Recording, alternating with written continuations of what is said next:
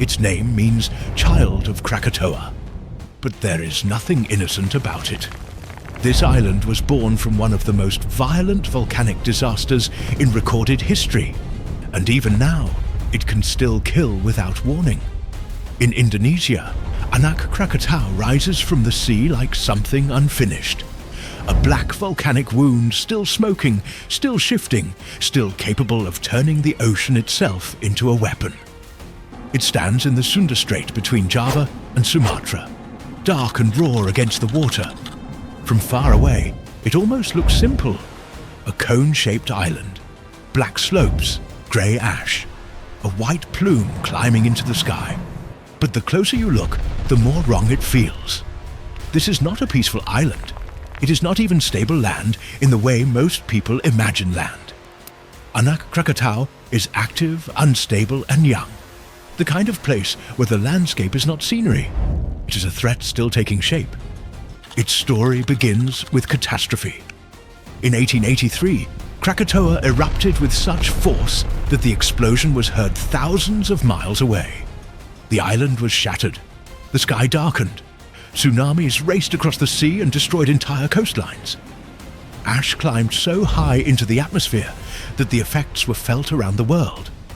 For the people living near the strait, this was not just an eruption. It was the moment the earth broke apart and the sea came in to finish the job. And then came the silence. Not peace, just the silence that follows something too large to understand. But underneath the water, the system was still alive. Heat remained, pressure remained, magma remained. And in 1927, the sea began to boil again. Steam rose, water exploded upward, black rock burst through the surface. Then, layer by layer, eruption by eruption, a new island began to form. Anak Krakatau did not rise like a paradise being born. It rose like a scar returning to the skin. That is what makes it so disturbing. It is not just a volcano. It is a volcano with inheritance. A child carrying the name of a parent that once shook the world. And from the beginning, this child never rested. It kept erupting, kept building, kept throwing ash, lava, and broken rock onto its own body. The island became taller, wider, more defined, but it also became more fragile. Because young volcanic islands are not built carefully, they are built violently. Vast layers of ash, loose debris, fractured rock, unstable deposits, all stacked over a system still under pressure. If you walked across its slopes, you would not feel like you were standing on something ancient and settled. You would feel like you were standing on a structure still being assembled from explosions. Burned rock under your feet, sharp volcanic fragments scattered across the ground, fresh ash-coating surfaces that may not even exist in the same form a year later. Anak Krakatau is not a mountain that took millions of calm years to become what it is. It is a rough body built in bursts, and bodies built that way can fail suddenly. And that is where the real horror begins. Because the greatest danger here is not always the eruption you can see. Sometimes it is collapse. In 2018, part of Anak Krakatau's flank gave way and slid into the sea. A section of the island simply fell. That one collapse displaced enough water to trigger a deadly tsunami. And when it hit nearby coastlines, many people had no idea what was coming. Families at beach resorts, people gathered for concerts, people sitting close to the shore in the dark. They were living through an ordinary evening when the water suddenly arrived as a wall of force and debris. More than 400 people were killed. That is what makes Anak Krakatau so terrifying.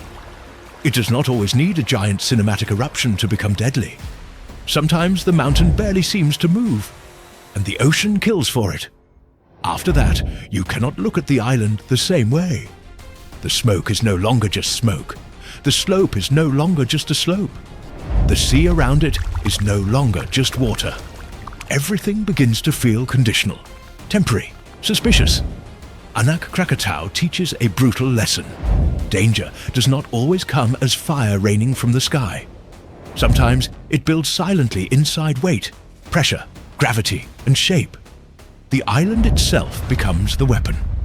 that is why scientists watch it so closely.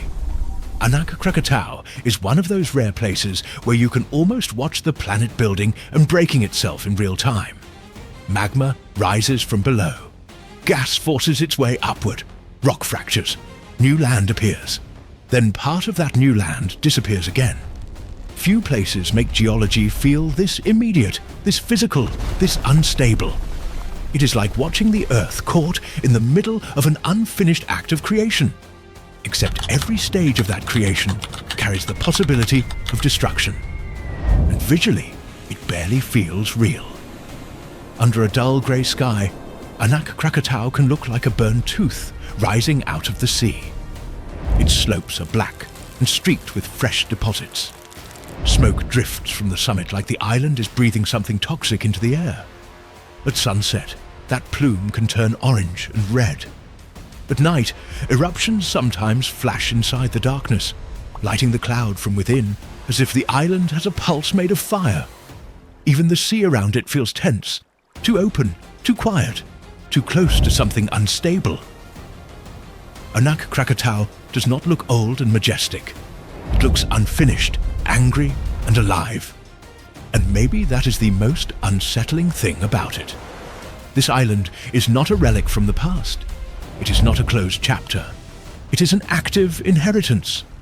A child of one of history's most infamous eruptions, still growing, still changing, still dangerous. In volcanic terms, youth is often the most violent stage of all. A young volcano is not calm. It is still becoming itself under pressure. And sometimes the faster something rises, the harder it can collapse. So, when you look at Anak Krakatau, do not just see an island. See a wound that learned how to stand. See a mountain still deciding what shape it wants to be. See a place where creation and destruction are happening at the same time, on the same body, above the same sea. Because this is one of those landscapes that makes the planet feel unfinished, restless, unstable, and far more alive than we want to admit. But Indonesia has another nightmare, where the ground does not explode upward in fire. It opens quietly, then begins to drown everything around it in mud. No lava, no glowing crater, just a wound in the earth that keeps swallowing roads, homes, and whole neighborhoods. In the next video, we go to Lucy Mud Volcano, because sometimes the most terrifying thing on Earth does not burn, it buries.